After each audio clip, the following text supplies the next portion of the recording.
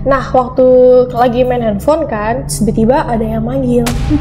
Kayak manggilnya tuh nggak yang manggil manusia gitu, jadi manggilnya kayak pelan banget. Terus kayak hawanya pada malam itu juga bener-bener beda dari malam-malam sebelumnya gitu.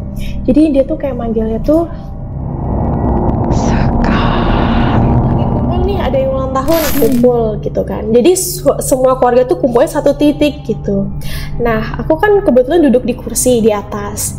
Nah, di ruang keluarga ini ada pintu menuju ruang belakang. Nah, di pintu itu aku ngeliat ada sosok cewek yang senyum ngeliatin kita kumpul.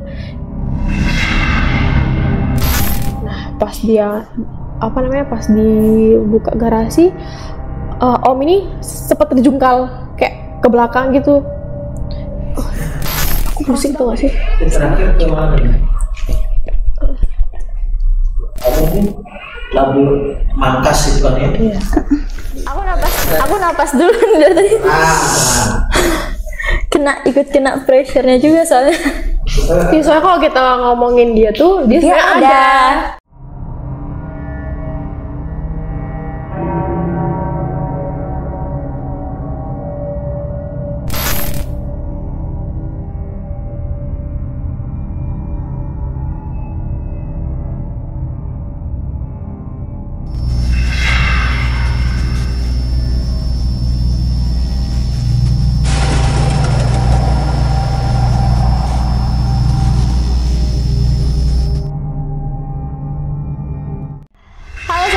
Kembali lagi di Conjuring. Oke, kali ini kita kedatangan narasumber yang ya bisa dibilang aku penasaran sih dengan ceritanya, guys. Kenapa penasaran? Karena aku udah di-spill sedikit sama narasumber ini tentang ceritanya nih. Jadi daripada kita basa-basi lagi terlalu lama, kita langsung aja ke narasumber kita. Ada di sebelah aku. Halo Dora. Hai guys. Jadi guys, mungkin kakaknya boleh perkenalan dulu. Oke, baik. Aku biasa dipanggil Sekar. Terus aku perlu kasih tau nggak nih kuliah di mana? Oke, sekarang aku lagi kuliah di Poltekkes. Terus sekarang sih ngambil jurusan gizi. Jurusan gizi. Iya, betul. Jurusan gizi itu berarti kita mengatur. Iya, ngatur makanan, masak, kalori, segala macam kayak gitu. Oke, tuh guys, kalian yang mau pola makannya teratur, carilah anak gizi. Jangan cari anak bahasa Inggris kayak saya, nanti tidak diatur, malah diajarin bahasa Inggris nanti. Oke, ini karena tadi sebelum video ini di-tag, aku sama Kak Sekar ini udah ada sedikit bincang-bincang tipis lah dengan kakaknya. Jadi ini tuh tentang gimana sih seorang Kak Sekar ini yang dia bisa dibilang diganggu, punya kelebihan, punya sixth sense, atau bisa dibilang indigo lah ya. Mungkin sebelumnya aku mau nanya ke Kak Sekar, awal mula bisa merasakan atau bisa melihat itu kapan dan kejadian itu bagaimana? Tapi sebelum itu buat teman-teman yang lagi di rumah, yang lagi nonton, jangan lupa di subscribe, terus nyalain loncengnya. Kenapa? Biar nanti kalau misalkan ada video-video terbaru dari kita, kalian bisa dapetin notifnya. Terus jangan lupa untuk di like, sama di komen, sama di share. Oke, kita kejadiannya itu bagaimana? Oke, baik. Kalau dibilang indigo sih aku enggak ya, karena ini bukan yang bawaan dari lahir gitu. Jadi awalnya itu aku enggak yang diganggu banget kan. Pada suatu hari kita ini lagi kumpul keluarga. Nah, pas kumpul itu, pas beberapa jam menuju bubar gitu, aku lagi duduk di ruang tamu gitu kan Kak Din. Nah, waktu aku duduk di ruang tamu, aku kan duduknya pas di dekat pintu kan. Jadi ini kursi, di sini ada pintu, di sini ada keluarga aku gitu. Nah, waktu lagi main handphone kan, tiba-tiba ada yang manggil. Kayak manggilnya tuh nggak yang manggil manusia gitu, jadi manggilnya kayak pelan banget. Terus kayak hawanya pada malam itu juga bener-bener beda dari malam-malam sebelumnya gitu. Jadi dia tuh kayak manggilnya tuh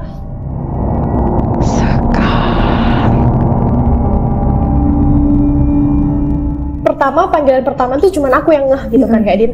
Terus yang panggilan kedua baru keluarga aku juga langsung kayak nyari sumber suara tuh dari mana.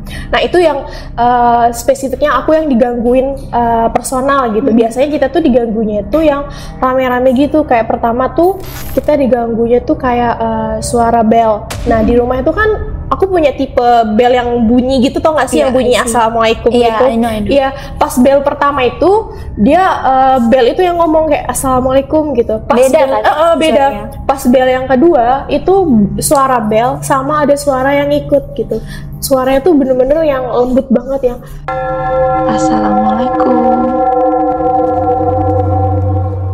tapi cukup besar gitu. Karena aku pikir cuma aku aja yang denger gitu kan. Ternyata sepupu aku denger, nenek aku denger, semua yang ada di rumah itu juga denger suara assalamualaikum Padahal ini gitu. Lembut, berarti kalau lembut pelan itu suaranya. Iya, pelan tapi cukup Bisa cukup menarik bisa. perhatian yang ada di Iya, situ bener. semuanya. Terus di rumah itu juga di depan pintu tuh ada bel lonceng gitu kan. Nah awalnya tuh kita taruhnya di depan nih, di depan pintu masuk. Tapi kita pindah ke pintu menuju garasi. Nah di situ belnya tuh kenceng banget, bener-bener kenceng itu sampai 3 kali. Kayak nggak biasa gitu. Iya nggak bunyinya. biasa karena kan menurutku tuh situ nggak ada angin kan, karena tempatnya tertutup. Terus juga menurut aku juga kayak angin juga nggak bakal bisa bunyiin Nggak lonceng. bulan sekeras itu juga bunyinya kalaupun ada angin. Jadi dia tuh bunyinya kenceng banget kan.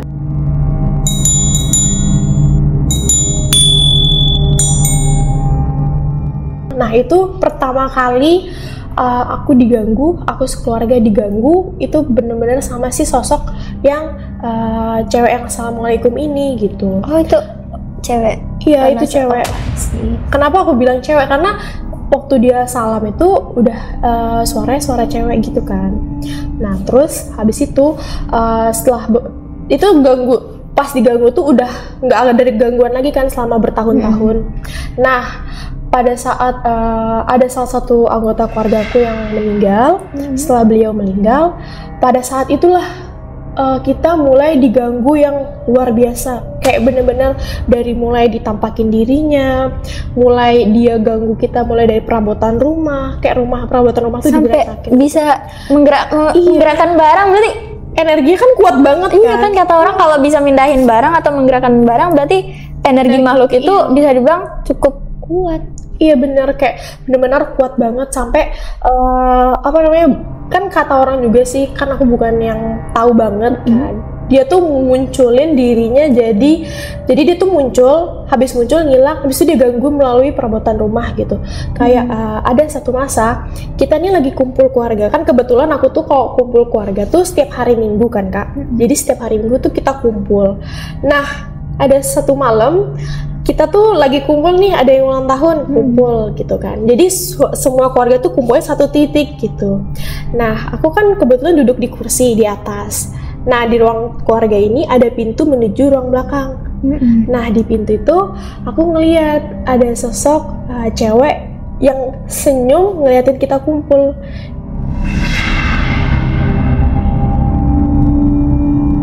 Gitu kan. Dia senyum kayak Tuh cewek rambut panjang, iya, dia like Miss K. iya, Oh. Miss Ki, kayaknya itu memang Miss Ki deh. Oh, I see. Soalnya dia kayak ngintip, habis ngintip tuh dia senyum gitu, senyum kayak senyumnya bukan senyum yang senyum biasa, senyum mistis gitu kan. Dia tuh itu selama 1 tahun terakhir setiap kita kumpul keluarga, dia ini sering banget untuk datang. Jadi kata orang pinter yang udah datang ke rumah aku, dia tuh memang suka banget sama orang-orang yang lagi kumpul gitu. Jadi ceritanya aku juga dengar sih dari orang pinter yang datang ke rumah, si Mbak ini punya nama. Nah namanya mungkin aku nggak boleh sebut di sini ya. Tuh. Dia punya nama, dia tuh masih menjadi arwah penasaran.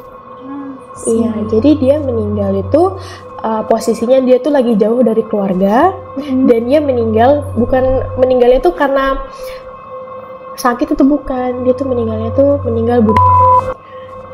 Meninggal di sekitaran situ, makanya dia bisa berada di sekitar situ kah atau bagaimana? Kalau aku nggak nanya yang spesifiknya kayak gimana meninggalnya, tapi katanya itu dia tuh datang karena tarikan aura. Iya, jadi tarikan aura itu misalnya nih Kak Dinda punya aura yang mungkin disukai sama si Mbak ini, dia bakal ngikutin Kak Dinda gitu loh. Jadi ada tarikan aura yang buat dia datang ke rumah gitu. Nah di rumah aku ini memang banyak yang bilang auranya tuh beda, auranya tuh gelap banget. Tapi bagi kami yang tinggal di situ auranya tuh kayak biasa aja gitu. Tapi orang yang ngelihat, orang yang datang ke rumah itu sebelum diruqyah ya, auranya tuh bener-bener kayak rumah kosong rumah kosong tapi bersih gitu loh. Kayak ketutup berarti kalau bilang kayak kosong gitu. Iya, jadi aura rumah tuh ketutup gitu. Jadi sengaja sampai cat tembok tuh diganti jadi warna cerah warna cerah biar dilihat gitu, biar orang-orang tuh tahu kalau ada di rumah di situ, tapi tetap aja ada sosok yang nutupin rumah itu gitu. Sosoknya itu si Mbak itu ini. Iya. Nah awalnya Mbak itu nggak mengganggu kita banget kan, nggak mengganggu, nggak yang gimana. Tapi begitu ada salah satu anggota keluarga aku yang meninggal, dia tuh jadi kayak agresif gitu loh. Jadi dia agresif banget. Dia tuh pertama dia tuh, aku kan punya ini, ada orang yang jaga rumah kan, jadi nginep gitu. Tapi tidurnya kayak pisah rumah gitu, kayak ada batas tembok gitu. Nah di yang pertama ini orang yang jaga rumah ini yang diganggu gitu. Dia tuh kan kasurnya bertingkat gitu kan. Nah dia tidur di bawah. Nah di tingkat atasnya itu Mbak itu tidur sebelum ditaruhin barang gitu. Wah, karena aku merinding. Ya posisi bisa bayangin deh, kita kan tidur harus atas kan. Iya. Jadi kata si penjaga rumah aku ini, dia ngelihat bener-bener lagi ngintipin tidur. Kadang dia tuh pindah ke samping yang jaga kamar aku. Jadi kan kasur tuh kan kecil. Nah si penjaga kamar aku tidur, nah di sebelahnya itu dia. Satu ranjang sama si Mbak itu. Terus habis itu pas penjaga rumah aku ini bersih-bersih, dia kadang nemuin rambut panjang tapi kayak sapu injuk, kusut banget. Kadang warnanya putih, kadang warnanya hitam, kusut terus tergumpal gitu. Terus ditemuinnya tuh di bawah bantal dia tidur. Bawah bantal penjaga gitu. Jadi kayak ada 1-2 minggu si penjaga ini nggak berani nginep di rumah. Jadi si penjaga ini 2 minggu tuh nggak, jadi pulang pergi aja kan. Itu beres-beres, habis itu pergi lagi karena saking takutnya sama si sosok ini. Karena si sosok ini mungkin bisa dibilang suka sama penjaga rumah ini gitu loh. Aku baru tahu penjaga rumahnya cowok. Jadi penjaga rumah aku ini kebetulan kayaknya punya aura atau punya bau yang disukain sama si Mbak. Biasanya harum biasanya. Kalau kata orang harum gitu. Jadi satu malam mungkin Mbak ini ngelapor ya sama temen-temennya yang ada di rumah itu. Dia ngelapor ke circle-nya gitu. Diganggu lagi dengan sosok yang berbeda. Terus sosoknya tuh sebut nggak ya? Dia tuh Poci. Kita bilang aja Poci ya biar agak lebih sopan. Aku lebih takut malah sama si Poci gitu. Jadi aku tuh diganggunya itu kalau nggak salah 2 minggu setelah keluarga aku tuh meninggal. Nah 2 minggu setelah keluarga aku meninggal nih, kita habis ngaji kan. Nah aku masuk kamar, niatnya tuh mau tidur kan, udah mau tidur. Posisi kasur aku kan di sini nih, di sini ada jendela kamar. Berarti kasur tuh menghadap ke jendela? Ya, kasur menghadap jendela, aku tidur kan, hadap sana. Siapa sih yang maksudnya masih bengong-bengong gitu kan, karena habis kehilangan, capek juga. Nah pas aku lagi bengong gitu kan, nggak tahu ada yang ngarahin buat ngeliat jendela gitu kan.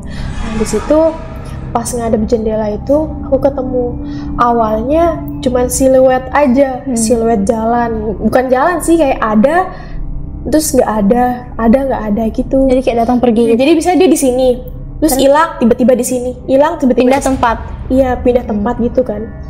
Terus habis itu aku kan kayak nggak ada, ngapain sih kayak gitu kan. Kayak tetap denial ya. Jadi paksa tidur lagi, tapi nggak bisa tidur kan.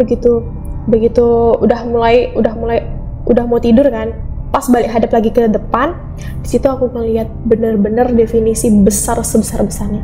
Dia tuh besar banget, lebih besar daripada manusia pada umumnya. Lebih besar. tinggi banget. Jadi ini kan korden nih, ini sih ada celah. Di situ aku bisa ngeliat karena ada lampu kan, lampunya tuh lampunya lemang. Jadi kenapa aku bisa, oh ini pasti si Poci, kenapa gitu? Karena kayak bener-bener dia tuh bungkus kelihatan gitu, banget karena dia bungkus. Iya, waktu aku ngeliat gini kan aku pelototin begini kan, pelototin, terus kedip nih balik hadap, pas hadap balik ke sana dia begini. Itu literal begini. Iya, dia di celah itu dia begini. Berarti nggak sengaja mukanya. Yang tak lihat tuh cuman gosong. Allah Akbar ya Rabbi. Cuman gosong kayak begini doang. Oh damn. Ada kurang lebih 1 menit dia ngeliatin kayak gitu. Mau teriak kan nggak bisa. Nggak bisa kan? Pasti nggak bisa kalau udah kayak gitu. Bergerak pun nggak bisa. Kayak nge-freeze ya, bener-bener diem gitu kan. Dia ngeliatin gitu kan. Wah kayaknya nih kena batunya. Aku bilang kayak gitu kan. Nah terus pas dia kayak gini hilang lagi kan. Hilang lagi. Dari situ aku udah mulai kayak aku minta maaf kan. Aku maaf aku bukan bermaksud nggak percaya kok kalian ada. Mungkin karena dia marah aku terlalu nyepelein mereka. Pas malam berikutnya 2 hari kemudian aku nih di rumah itu kan tinggal bertiga kan, berempat sama si penjaga. Nah bertiga ini aku, sepupu aku sama nenek aku kan. Nah pas malam itu di belakang, jadi kan ini kan jendela kamar kita, jendela kamarku, sepupuku situ ada pintu, di belakang tuh ada pintu dekat pohon mangga. Nah di situ sepupu aku nih denger suara getokan, bukan getok yang begini, jadi kayak banting gitu loh. Oh oke. Tor gitu kayak keras banget. Temponya cepet gini, pas habis cepet hilang terus pelan kayak tek gitu.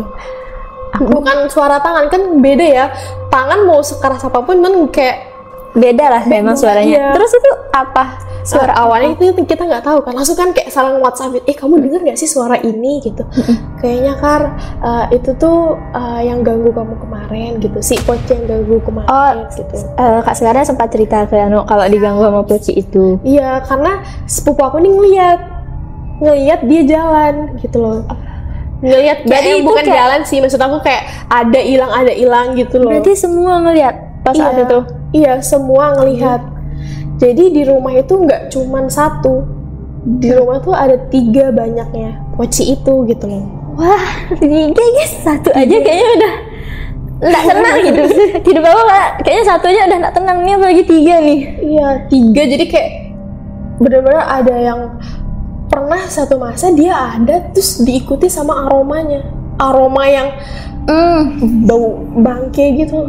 Tapi lebih nyengat banget, tau gak sih, kayak apa namanya, kayak bener-bener depan hidung kita. Jadi kayak satu rumah bener-bener kamu kita cium banget gitu kan. Iya kan, satu rumah tuh kayak bau. Jadi kayak nenek aku nih kan orangnya yang positive thinking, nggak ada kayak gitu, nggak ada yang kayak gitu kan. Terus tak bilang jangan kayak gitu, ini dia sudah marah karena kita terlalu nyepelein dia gitu kan. Nah terus habis itu pas kita lagi kumpul nih hari Minggu ini, ada lagi dia datang. Tapi kan di rumah itu ada pohon mangga 2 kan, di belakang sama di pojok gitu deket kamar nenekku tuh ada pohon mangga di halamannya. Nah dia di situ, di balik pohon mangga itu. Yang di pojok. Iya, jadi kan kita udu nih, kan kita udu kan situ ada tempat udu kan. Nah kita udu, yang ngelihat bukan aku, sepupu aku. Yang kemarin yang pernah ngelihat yang diganggu di kamarnya itu. Iya benar. Jadi udu, kita punya ekor mata yang bisa ngelihat. Jadi dia udu ngelihat di sini. Jadi kayak dia mau takutnya malah makin diiniin sama dia gitu kan. Jadi dia diam, dia berusaha yang ya udahlah. Pas selesai udu nih, selesai cuci muka, pas bangun siluet itu makin dekat sama dia. Jadi awalnya dia dijauh di sini kan, selesai udu yang di bagian muka, dia maju ke sini. Itu sepupu aku yang sampai yang kayak diem pucet pasi banget.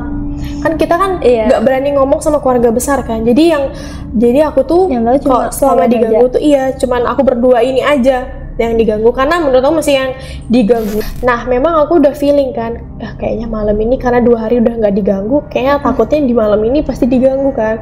Jadi aku prepare buat ngaji baca Yasin kan. Pas itu tuh posisi itu jam 1:30 malam. 1:30 malam itu aku udah mulai nggak bisa tidur, karena nggak bisa tidur kan jadi ngaji aja gitu kan. Inisiatif lah baca Yasin. Pas baca Yasin dia ikut ngaji gitu loh. Ikut? Iya, Itu kedengeran banget di telinga. baca Yasin dia ikut kayak, tapi suaranya kecil. Pas baca ayat kursi dia ikut lagi, terus dia ngomong, ada samar-samar dia ngomong, ketawa gitu, gak mempan. Di situ bener-bener energiku habisnya nggak bisa ngapa-ngapain, bener-bener diem. Nah dari situ kayak aku udah mulai kayaknya harus ada yang tahu selain kita deh, maksudnya kayaknya harus ngomong nih sama keluarga besar kok diganggu gitu. Nah pas besoknya ini aku ngomong, Mas, sama sepupu aku yang pertama, Mas kayaknya kita di rumah ini diganggu gitu. Terus masku ini kayak nggak ada kayak gitu, nggak ada yang nggak percaya gitu, karena keluarga aku nggak ada yang percaya. Ceritalah ke sahabat-sahabatku 2 orang gitu. Aku ceritakan ke mereka, gitu, tolong dong aku diganggu nih, nggak bisa tidur udah 4 hari gitu kan. Setiap malam tuh aku nggak bisa tidur. Terus udah 4 hari tuh nggak bisa tidur, tapi selalu ketiduran sebelum maghrib. Jadi kan tahu nggak sih, kita kalau bangun tidur maghrib tuh udah beda banget hawanya kan, udah beda kan banget. Kita emang katanya nggak diperbolehkan untuk tidur setelah maghrib. asar, Iya. deket maghrib. Bener, jadi kayak Nggak baik. selama 4 hari itu aku nggak tidur malam, nggak tidur siang. Jadi tidurnya tuh kayak sadar nggak sadar tidurnya sore. Pas bangun tuh sudah maghrib. Kadang aku tuh kayak gerah sendiri dengar suara azan. Pernah ada masa aku yang gerah banget dengan suara azan, dengar kan kamar aku ini depan-depanan gitu kan sama kamar nenekku kan. Jadi kayak kalau dia ngaji tuh aku kayak, aduh, kayak resah sendiri gitu. Apa sih? Iya. Terus aku kan ngadu, kayaknya Mas ini nggak yang biasa. Aku ngadu sama sepupuku kan, Mas ini kayaknya bukan gangguan biasa deh, minta tolong dong. Terus Masku kan kayak masih belum gimana-gimana, jadi kayak ya udahlah biarin aja gitu, kayak nggak usah dihirauin kayak gitu tuh. Kalau kamu Nggak kita hirauin, tapi dihirauin makin ngeganggu, nggak dihirauin juga tetap makin ganggu. jadi dia tuh kayak yang Serba nggak usah salah. dihirauin. Dia tuh kalau makin kamu takut makin suka, tapi gimana, kan udah nggak kuat banget gitu loh. Karena aku mandi, aku ngapa-ngapain itu ada aja yang ganggu gitu. Memang ada satu kejadian, aku mau bangun sholat sepertiga malam. Jadi posisi ini kamar mandi, ini kayak depan pintu kamarku, kamar nenekku. Di sini tuh ruang tamu. Nah, buka pintu, keluarlah. Ke mata tuh ngelihat di rumah tuh kan ada kursi pijat. Di situ tuh aku lihat ada sosok duduk di kursi pijat itu ngeliatin aku. Dia duduk terus ngeliatnya begini. Aku kan mau jalan tuh nggak bisa, benar-benar kalau udah diganggu tuh aku nggak bisa ngapa-ngapain. Karena aku bukan yang terakhir yang bisa ngelihat langsung, nggak tahu ini secara sengaja atau gimana. Aku masih beradaptasi lah. Iya, masih beradaptasi saat itu. Jadi ngelihat tuh, dia tuh kayak ngelihat kita gitu, ngeliat aku gitu kan. Pas aku mau kamar mandi, pas masuk nih kayak ya udahlah mau sholat, tujuannya baik, minta pertolongan lah sama Allah gitu, sholat mau mandi. Keluar kamar mandi, dia duduk di bawah. Jadi kan pintu kamar mandi kebuka, dia duduk pas di bawah. Pas di bawah. Aku langsung tutup pintu kamar mandi. Aku diem di kamar mandi tuh mungkin ada 30 menitan. Sebentar, yang duduk di tempat kursi pijat sama yang duduk pas di depan kamar mandi itu sama. Itu sosoknya gimana? Mbak itu? Iya, Mbak yang aku sebutin itu. Berarti Mbak itu ya stay dan akan terus berada di rumah itu. Akan terus berada di rumah itu sampai kapanpun. Karena memang dia mungkin udah melekat di rumah itu gitu, di rumah yang aku tinggalin itu kan. Aku nggak tahu ya keberanian dari mana, keluar, udah bismillah ya Allah, ini mau minta pertolongan, tolong dibantu gitu, nggak usah dikasih lihat gitu. Aku berdoa dalam hati kan. Begitu keluar udah nggak, langsung masuk kamar. Pas aku sholat pun ada gimana yang ngikutin aku sholat. Aku nggak tahu sosoknya ya, tapi ada. Bukan Mbak itu, bukan. Iya, karena kan sholat, aku posisi sholat, nggak berani ngeliat apa-apa. Kayak sholat, udah sholat, aku mau minta pertolongan, mau fokus, mau khusyuk aja gitu loh. Pas aku sholat, kan kalau kita pergerakan kita sendiri, ya udah sih. Tapi setelah aku misalnya ada pergerakan kayak ngerasa ada yang ngikutin kan, kayak ngikutin anak kita. Iya. Berarti kayak kayak Kak Sekar tuh jadi imamnya, dia jadi Bisa dibilang kayak gitu, tapi aku nggak tahu ya dia tuh ikutan sholat atau gimana, tapi dia tuh pokoknya di belakang tuh ada pergerakan lain gitu. Sholat pun pokoknya selama aku sholat kayak banyak banget yang ganggu gitu, kayak jangan sholat pokoknya. Jadi sholat tuh nggak khusyuk gitu kan, jadi kayak nggak fokus buat sholat gitu. Begitu tuh aku langsung kayak cepet sholat sepertiga malam tuh aku minta tolong, ya Allah udah mohon banget jangan dikasih penglihatan kayak gini, jangan udah capek banget. Iya udah capek, bener-bener energi tuh habis banget, kayak nggak kuat mau ngapa-ngapain. Kerjaanku setiap malam tuh nangis, karena aku anaknya penakut banget kan, kerjaannya nangis karena kayak kemana-mana selalu ada gitu loh, selalu ada yang gangguin aku gitu. Terus aku sampai cerita ke teman-teman aku, tolong bantuin dong, harus ngapain ini. Terus banyak yang saranin, kayak udah hopeless, iya udah capek. Masa aku kalah sama sama mereka gitu. Tapi aku pasrah aja kalau mereka mau ngapa-ngapain. Aku bener-bener titik yang bener-bener terserah deh, kamu mau ngapain tuh udah terserah gitu. Tapi jangan ganggu waktu sholat gitu kan. Karena cuma di situ doang aku bisa minta pertolongan gitu kan. Iya benar sih. Sama manusia pun sama manusia bahkan. Iya nggak semua. Jadi nggak semuanya yang kayak langsung yang oh kamu harus begini enggak semuanya gitu. Jadi karena kadang aku tuh dituduh kayak, tau gak sih kalau kita curhat gitu, tau gak sih aku diganggu gitu, mereka tuh balasannya kamu kurang sholat, kurang berdoa, kurang iman, iya, kurang iman kayak gitu kan. Kayak aku nyesek sendiri gitu loh. Iya. Ada satu masa kita ini lagi kumpul kita mau pergi undangan kan. Sahabat aku yang dua ini ikut gitu kan. Sahabat aku yang dua ini ikut untuk acara, kan kita emang udah deket banget, udah kayak keluarga banget, aku sama mereka tuh udah apa-apa sama mereka gitu kan. Nah pas sebelum berangkat tuh aku bilang, guys kayaknya capek banget mau diganggu kayak gini, aku pengen udahan aja gimana ya gitu. Udah pasrah banget sama mereka, bilang kamu jangan ngalah, semakin kamu ngalah semakin kamu diganggu banget mereka gitu. Aku nggak tahu harus kayak gimana, udah. Tapi kita mau paksa kuatin diri juga nggak bisa, susah karena mau tetap bakalan terus keganggu. Bener-bener kayak mereka tuh sebenarnya juga kayak yang nggak ada gitu. Tapi mereka cuman kayak buat aku biar tenang aja, lebih tenang aja dikit gitu. Nggak ada gitu. Terus kayak ya udahlah kita acara nih, pulang tuh sekitar jam 11 malam. Pulang nih, mobil itu masih di luar. Nah motor sahabat-sahabat aku masuk di garasi nih, masukin di garasi kan. Nah pas jam 11:30 itu mereka pamit pulang kan. Temen aku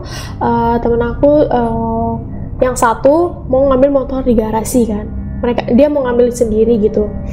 Terus pas dia ngambil, emang dia udah ada feeling kayaknya temenin gak sih ngambil motor gitu, soalnya nggak enak banget rasanya gitu. Nah terus si teman aku yang satu ini udah ngambil motor, begitu dia buka garasi kan dia pakai rolling door gitu kan. Begitu dia buka, dia ngeliat kaki ngambang, kaki dua, kaki. Jadi dia tuh langsung yang banting rolling door itu, dibanting, dia langsung lari ke dalam, langsung dia duduk di depan pintu. Saking lemesnya ngeliat aku kan nggak kan, kamu kenapa gitu kan. Tak tanya kamu kenapa, nggak bisa ngeliat apa, kenapa. Dia nggak ada ngomong kan, dia nggak bisa ngapa-ngapain, dia kayak sampai gemeter banget, sampai keringetan gitu. Kenapa pas udah agak tenang, dia bilang itu dia nunjuk tuh sampai gemeter kan, di garasi apa di garasi gitu, jangan nggak usah bikin parno kayak gituin kan. Di garasi dia apa, kaki apa gitu kan. Kita kan nggak tahu karena sekarang nggak ngelihat yang bener nyatanya, kita nggak ngelihat kaki siapa gitu. Dia cuma bisa bilang kaki gitu kan. Terus habis itu dia pas udah agak tenang, pas dia bilang udah agak tenang nih, dia kayak ayo temenin ngambil motor gitu. Nah temen aku yang satu ini kan dia belum diganggu kan, dia iseng banget. Temen aku sih nggak akan diganggu kan, karena kata orang pintar yang di rumah yang datang ke rumah, dia nih memang suka sama temen aku gitu loh. Jadi dia tuh kayak seneng banget temen aku datang. Jadi dia tuh nggak bakal ngeganggu dia, tapi dia bakal ganggu orang-orang di sekitar dia gitu. Nah, si Mbak ini memang dia apa namanya, Mbak ini kan ada 2 kan di rumah. Yang satu tuh yang suka sama penjaga, yang satu suka sama teman aku gitu. Bentar. Berarti temennya cowok? Teman aku cowok. Dua-duanya Cowok. Teman aku yang satu ini kan iseng, anaknya emang jahil banget, iseng banget gitu. Ya udah sini tak temenin ke garasi ambil motor gitu. Pas dibuka kan nggak ada apa-apa tuh gitu kan. Teman aku yang punya motor nih masuk, pas udah masuk ditutupin dong rolling door-nya. Gitu, ditutupin gitu, ditutupin banget. Jadi teman aku selama dia di dalam itu, di dalam garasi itu, dia tuh ngelihat jadi kan garasinya tuh besar banget kan, jadi panjang gitu. karena muat langsung untuk mobil. Iya, mungkin 2 mobil masuk di situ kan, jadi besar gitu. Nah di pojok, di dekat tangga sama di dekat tangki minyak, kan tau gak sih gong minyak gitu? Tahu. Di situ tuh ada cewek putih tinggi banget. Jadi dia tuh sampai hampir mentok sama plafon. Itu Mbak Cewek pokoknya, sesosoknya itu cewek. Dia tuh bukan sampai, yang mengganggu di awal. nah aku juga nggak tahu ya, karena juga bingung sebenarnya sosok di rumah itu juga banyak kan. Pokoknya dia cewek tingginya tuh sampai plafon gitu kan, tinggi banget gitu. Terus itu entah antara dia memang setingginya segitu atau memang dia bergantungan di situ gitu, tinggi gitu kan. Terus kayak pas, jadi teman aku udah gedor-gedor gak bisa kebuka kan, dibawa bercanda aja kan sama teman aku yang nutupin ini, nggak ada kayak gitu, ketawa, keluarin dah motor. Terus teman aku sampai yang udah tolong dong, takut banget gitu kan. Gak apa-apa, sekarang kamu pulang, kamu ganti baju kamu cuci, tak gitu ya. Kamu cuci, terus kalau mau mandi jangan lupa sholat, tak gitu ya. Sholat sunnah aja nggak apa-apa, sholat witir lah tak gitu ya, karena kan itu posisi udah jam udah tengah malam kan, sholat witir aja gitu. Terus habis itu kan dia kan nggak berani ngomong pas di rumah kan, dia jadi ngomong di WhatsApp kan. Jadi kayak jam 1 tuh dia ngomong, Kar, tahu nggak sih di dalam garasimu itu tak lihat tuh kaki 2 ngambang, tapi kakinya bukan kaki yang biasa, Bukannya kayak normal, bukan kayak kita gitu. kakinya tuh warna ungu tapi keabu-abuan gitu. Itu kayak busuk berarti. Iya, jadi kayak ungu abu, terus kukunya tuh kan kuku normal kan biasa, jadi kukunya yang di belakang tuh nancep gitu, jadi kayak ngambang begini. Ini kan kaki, kukunya tuh kayak naik begitu, jadi nancep gitu, posisi di semua kukunya tuh dia nancep, terus dia naik gitu. Terus di situ dia ngeliat juga luka-luka besar banget, luka-luka di kakinya, Luka-luka kayak luka bas. iya, luka bukannya besar, kayak udah busuk gitu kan. Temen aku sampai bilang, kayaknya udah nggak beres nih, gangguannya tuh makin kuat gitu kan. Itu benar-benar busuk deh, bau banget deh, saya nggak bisa ngapa-ngapain, benar-benar bau banget deh, saya takut. Sampai kayak ada sebulan mereka tuh nggak berani main ke rumah, kayak tolong deh, kayaknya saya takut kenapa-kenapa gitu. Setelah dia ngomong itu, setelah dia kasih tahu, besoknya dia sakit, 1 minggu sakit. Dia sakitnya tuh dia demam juga enggak, tapi dia sakit yang kayak tau gak sih ketindihan. Nah tapi dia tuh kayak suka ketindihan, terus dia benar-benar nggak ada energi buat ngapa-ngapain. Jadi 1 minggu dia tuh benar-benar terkapar doang. Gitu, kamu ini nggak, baju kamu mana yang kamu pakai kemarin itu?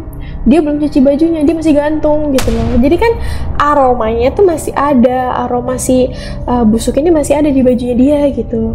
Jadi dia aromanya benar-benar sampai bisa tercium. Iya, itulah makanya.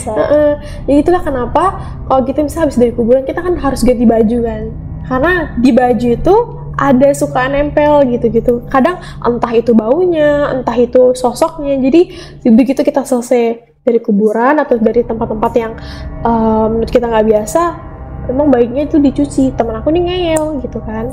Dan aku baru tahu kalau kita harus cuci baju. Iya benar. Memang dari kecil ya, jadi habis dari kuburan semua tuh harus dicuci, harus mandi gitu kan. Memang dari kecil aku udah diajarin kayak gitu kan. Terus habis itu dia bilang, udah saya mau ke rumahmu, tapi kalau rumah kamu udah dibersihin gitu kan. Maksudnya udah udah kan aku juga takut. Posisi itu satu rumah, kita kan waktu itu lagi bertiga kan. Di satu rumah tuh bener-bener kita bertiga tuh yang aduh nggak bisa nih, nggak berani tidur, kita sampai bener-bener kayak udah pasrah banget kan, karena si Mbak ini ngeganggunya tuh udah bukan orang rumah aja, sampai orang luar gitu, orang luar rumah gitu kan. Buat kalian yang punya pengalaman horor atau mungkin pengalaman kelam melawan narkoba, bisa kirim cerita kalian ke email humas_bnnp_ntb atau DM Instagram bnnp_ntb.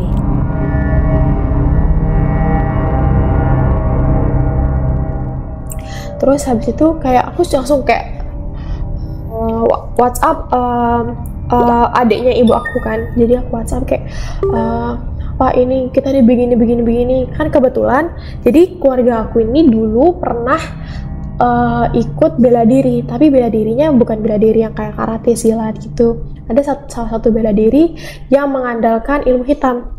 Oh, ada tak? Ada. Nah, dari situ aku baru tahu asal usulnya kenapa mereka datang.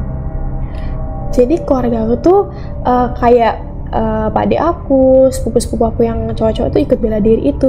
Jadi semisal bela diri ini Kak Dinda mau mukul aku, Kak Dinda diem pun aku udah kepukul. Oh, I see, aku paham. Iya, jadi mereka Ngerti. percaya banget sama ilmu-ilmu hitam itu. Jadi kenapa mereka tuh suka di rumah itu gitu. Nah, terus kan aku udah kayak tolong dong dibersihin, tolong, udah nggak kuat lagi, takut banget kan, nggak bisa kalau kayak gini, nggak bisa gitu. Terus jam setengah 2, jam 2-an gitu, mas aku ini kebetulan memang dia yang tak bilang itu ikut bela diri itu kan. Terus dia memang bisa komunikasi sama orang-orang kayak gitu. Nah, terus habis itu pas jam 2-an itu mereka datang, om aku datang, terus mas aku datang sama orang pinter ini.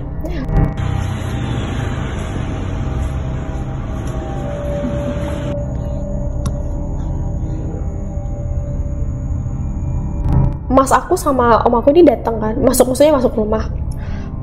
Orang pinter yang aku bilang ini dia nggak bisa masuk. Kenapa? Jadi di gerbang itu ada 2 poci besar untuk nungguin pintu. Jadi ini gerbang kan. Jadi dia tuh berkeliaran di situ, di gerbang itu. Jadi aura orang pintar yang datang ke rumah ini ditolak. Jadi dia tuh kayak sempet ada 10 menit untuk perang batin gitu, kayak orang pintar ini mau ngilangin si poci ini nggak mau dihilangin gitu loh. Rumah aku diruqyah kan, kayak udah baca-baca segala macam. Dari situlah begitu selesai diruqyah kan, jadi kita ngomong serius kan. Di rumah ini tuh banyak banget, dia bilang, di tempat jemuran. Jadi kan jemuran tuh di belakang banget nih kan, garasi di belakangnya ada halaman. Nah, halaman ini tempat jemuran gitu kan. Di situ tuh ada 7, kurang lebih 7. Jadi itu tuh tapi jenisnya beda-beda. Ada yang poci, ada yang cewek, ada anak-anak gitu kan. 7 di situ. Yang memang sarangnya di situ. Nah, waktu itu kan mas aku ini bawa anaknya kan. Anaknya itu masih umur 5 tahun kan. Anaknya itu begitu masuk juga karena mungkin lagi huru haranya, jadi keluar semua gitu karena tahu mau diusir. Jadi semua makhluk yang ada di rumah tuh keluar gitu kan. Nah, ponakan aku ini langsung, ayah mau pulang, ayah nggak bisa, Bila nggak berani gitu kan, teriak kan, nangis, nggak apa-apa Bila, sini kan aku gendong dia karena ayahnya kan ngurusin itu kan, bantuin orang pintar itu. Kenapa apa yang adik lihat gitu, nggak mau bilang mau pulang gitu teriaknya kan. Terus habis itu terus dia kan bengong kan, apa yang adik lihat gitu. Itu ada kakak di situ, ada anak kecil yang di belakang itu, di dekat di akuarium, di dekat kursi pijat yang aku bilang itu. Iya, situ dia main kan, maksudnya kayak ngeliatin kita gitu, ngeliatin mereka bakal diusir gitu. Itu kakak di situ, kakak nangis, dia bilang. Aku nggak tahu ya itu mereka yang ngeganggu atau bukan, tapi di situ memang di rumah itu banyak banget. Di belakang 7, di pohon mangga belakang itu ada 1, di pohon mangga di ujung dekat wudhu itu ada cewek 1 yang memang sarangnya di situ. Yang cewek ini yang aku bilang yang sering ngeganggu penjaga tuh, itu nggak bisa diusir karena dari sebelum rumah itu dibangun dia sudah di situ. Nah, terus aku nanya kan ke orang itu, kenapa bisa kayak gitu, kenapa bisa mereka kumpul di sini, Kenapa bisa sebanyak kenapa bisa sebanyak itu dan senakal itu gitu. Yang pertama, di belakang rumahku tuh kan rumah kosong, jadi di belakang rumah tuh 2 rumah berjejer tuh rumah kosong, udah benar-benar udah kotor banget. Di samping rumah itu juga rumah yang udah nggak kepake, jadi orangnya tuh datang itu sebulan sekali ke rumah itu kan. Nah itu yang ngebuat misalnya gini nih, Kak Dinda punya rumah, Kak Dinda tuh kan kayak tetangga gitu loh. Okay. Dan jadi si Mbak ini ngajakin teman-teman yang di rumah-rumah itu main ke rumah, terus teman-temannya tuh nyaman di rumah. buat circle-nya diperluas lagi sekalian buat komunitas dan Makanya kayak gitu. kan, jadi terus aku sampai yang aduh kenapa kayak gini sih. Jadi sebenarnya mereka tuh sebelum yang keluarga aku meninggal, salah satu anggota keluarga aku meninggal, dia tuh kan nggak pernah ngeganggu. Karena apa? Karena dia takut sama yang meninggal ini, sama almarhum ini. Nah begitu almarhum sudah meninggal, mereka kayak nggak ada yang perlu saya takut gitu, kayak ya udah sih yang kita takutin udah nggak ada, jadi kita bebas gitu loh. Definisi lo mati gue party sih di mereka tuh kayak gitu kan. Jadi mereka datang ke rumah, kayak mereka nganggep rumah yang kita tinggal itu rumah mereka juga gitu kan. Nah terus begitu di ruqyah semua segala macam, tak tanya terus tujuan mereka di sini ngapain, nggak ada, pengen aja gitu kan. Kenapa kayak gitu sih, tak gituin dia. Om, kan kita manggilnya om kan, om kenapa nggak usir aja, ini sebenarnya kita mau usir, cuman ada negosiasinya dulu. Takutnya begitu kita usir mereka marah, mereka datang lagi bawa yang lebih banyak gitu loh, lebih banyak lagi, lebih habis lagi, dan takutnya membahayakan diri juga kalau terlalu banyak. Kan sampai kita harus kayak gimana gitu. Ya udah kamu aja yang ditutup ininya, mata batinnya gitu.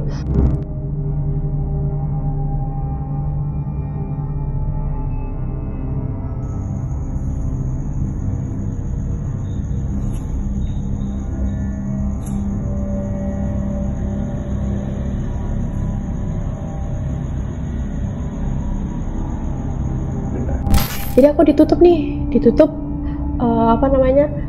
mata batin kan. Pas dia megang tuh dia juga kaget, wah gitu kan. Karena aku nggak berani nanya kan, posisinya aku di ruqyah.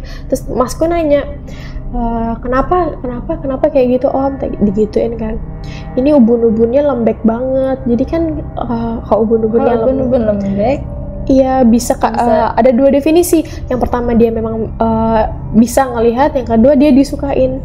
Dia kan kepalaku benar-benar dipegang digini-giniin kan. Ubun-ubunnya lembek. Aku bingung ubun-ubunku yang mana gitu loh. Ubun-ubun lembek, ubun-ubun tuh keras loh. Padahal tapi mungkin bagi mereka yang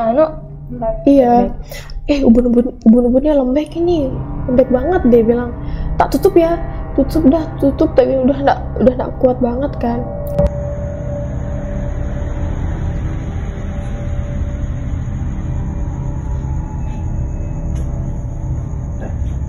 Tutup aja.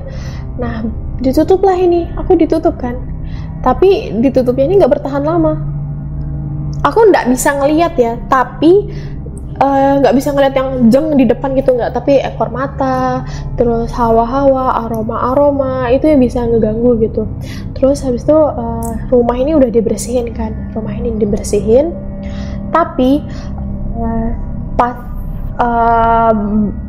aku seminggu setelah rumah dibersihin itu, aku diganggu lagi, tapi bukan di rumah, sekitar rumah. Jadi kayak aku nggak, misalnya aku nyapu di depan gerbang, keluar dari gerbang itu, di situ aku diganggu.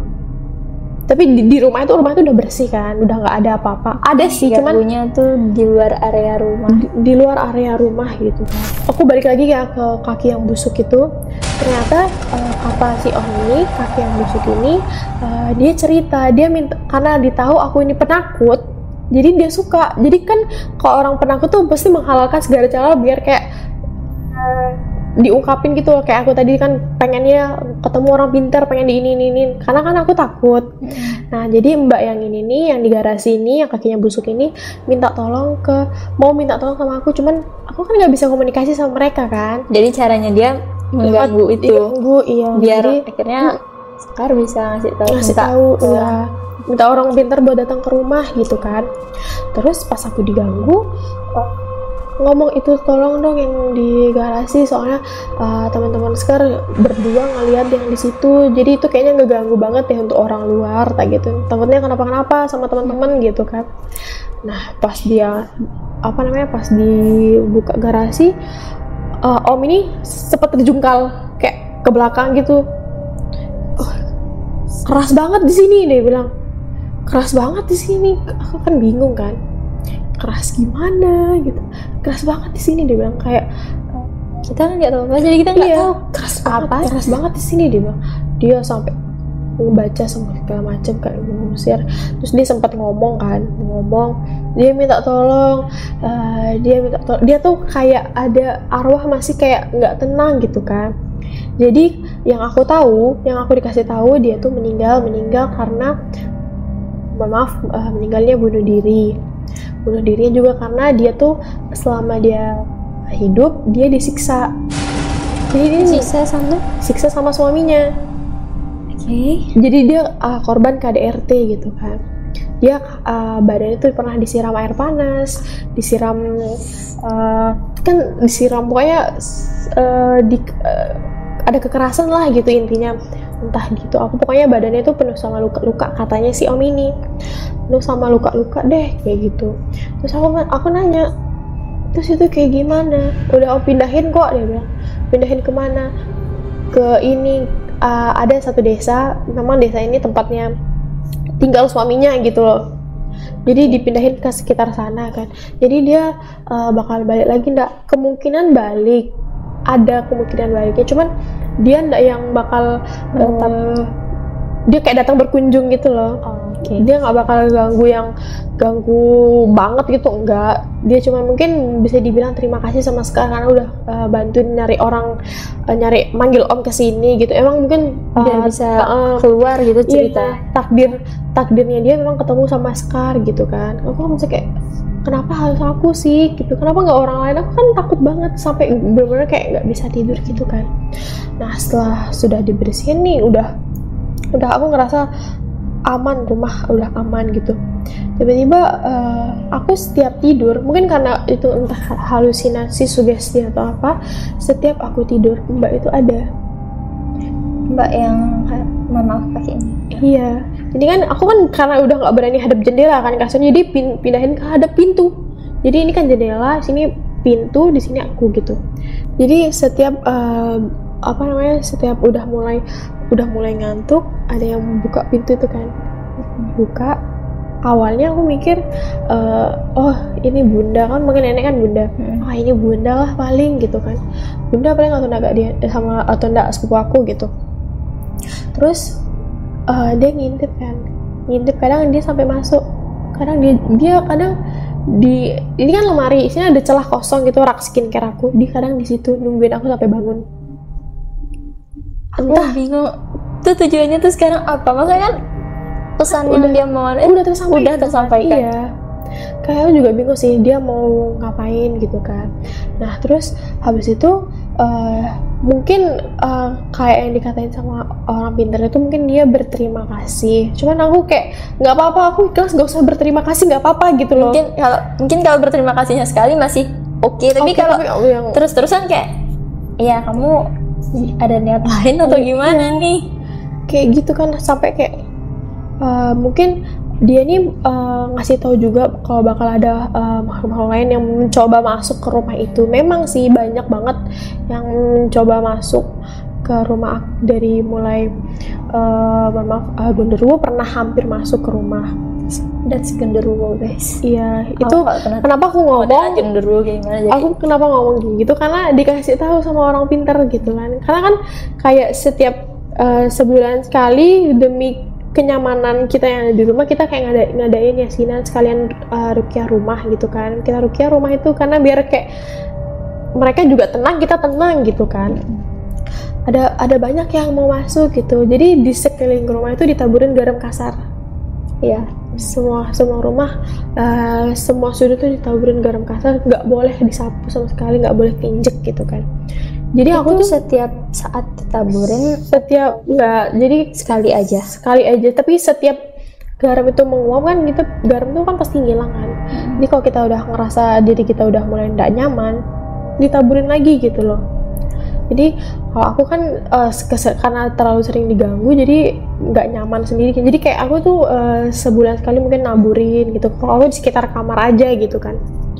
Terus habis itu banyak sosok yang mau datang ke rumah tapi nggak bisa masuk karena ada sosok yang memang nolak kehadirannya gitu loh. Kayak Ini tempat saya. iya, ini tempat saya, kamu udah nggak usah nyebabin masalah lagi gitu. Ini Udah mikir, udah biar saya aja yang buat masalah di situ, Iya, nggak usah buat masalah lagi gitu. iya, jadi dia kayak yang kamu nggak usah kasih ini udah hak saya, rumah ini hak saya, jadi kalian nggak ada yang boleh numpang di sini gitu kan. Terus habis itu apa namanya, waktu orang pintar itu datang ke rumah, di situ juga dia ngasih tahu kalau di setiap pohon mangga ini ada isinya. Nah, salahnya juga kemarin kita tuh potong pohon mangga kayak kita kan nggak ngasih tahu ya ke orang luar kalau pohon mangga ini jangan ditebang gitu kan. Nenekku bilang kayaknya dibersihin aja pohon jambu gitu kan depan kamar tuh ada pohon jambu kan, dibersihin aja, ini dipotong, dipangkas sedikit gitu. Nah, dia nih ternyata ngepangkasin rumah mbak yang di pojok.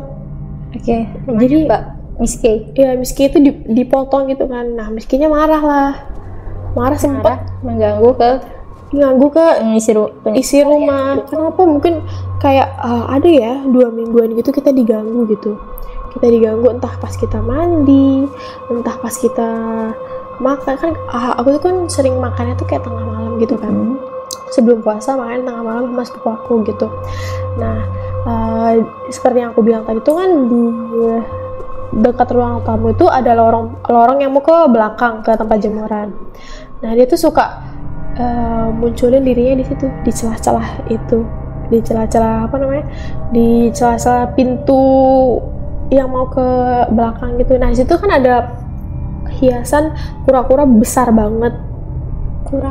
Iya, kura-kura besar hitam gitu. Jadi ini kan ruang keluarga, ini pintu. Nah, di tembok di sini nih hiasan kura-kura besar banget di situ. Nah, di situ tuh dia tuh di bawah kura-kura itu dia suka ngeliatin kita. Kadang dia ngeliatin kita marah, kadang dia ngeliatin kita kayak yang ya udah kayak ngeliatin biasa, ngeliatin marah segala macam. dan mungkin ini kita udah mau mendekati penutupan juga.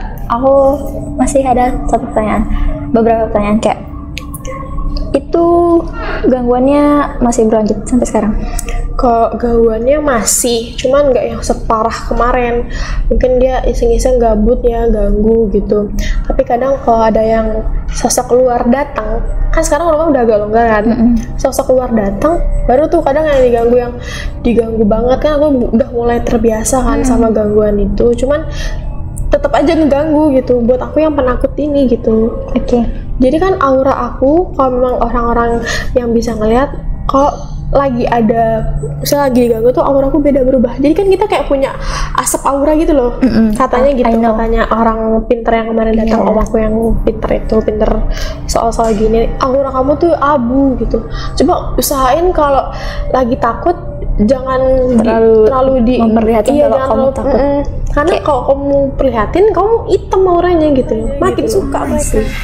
Setelah Sekar diruqyah itu kan kemarin dibilang kalau ubun-ubunnya lembek.